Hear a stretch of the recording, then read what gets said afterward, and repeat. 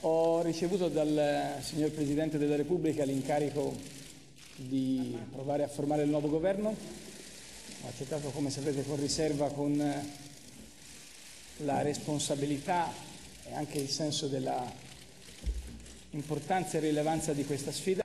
La nuova era Renzi è cominciata stamane dopo l'incontro con il capo dello Stato che gli ha conferito l'incarico di formare il nuovo governo. C'è molta attesa per il nuovo esecutivo, anche perché Renzi assicura che non si perderà tempo. La promessa una riforma al mese, subito la scelta dei ministri e quindi le consultazioni, la più importante delle quali con Angelino Alfano. Dal Veneto il commento di un renziano di ferro.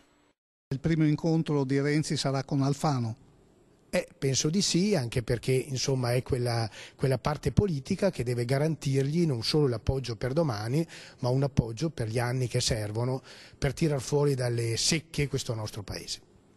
La partita vera, afferma Renzi, saranno i primi 3 mesi. Lì, conclude, dobbiamo fare la rivoluzione davvero. Ne è convinto anche un altro amministratore che guarda a Renzi con simpatia, il sindaco di Torri di Quartesolo, Diego Marchioro. Ci sono grosse aspettative anche perché purtroppo l'azione del governo precedente si è andata spegnendo, si è andata rallentando e quindi a mio avviso non c'era alternativa che trovare questa soluzione. Matteo Renzi ritengo abbia la grinta necessaria per affrontare la situazione.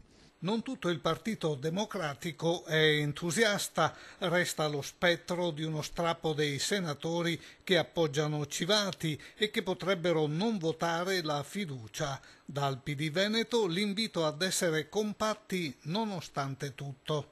Non mi è piaciuto come siamo arrivati a questo cambio, credo si potessero usare altre modalità, il partito dovrebbe essere una comunità, in una comunità non ci si comporta come ci si è comportati nei confronti di Enrico Letta e di chi si è assunto la responsabilità. L'obiettivo dichiarato è durare fino al 2018, intanto il Veneto si domanda se riuscirà ad avere un suo ministro.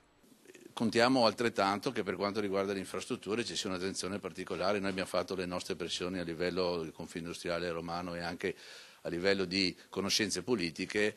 Speriamo che ci sia questa attenzione perché sicuramente il Veneto ha bisogno di questa presenza forte.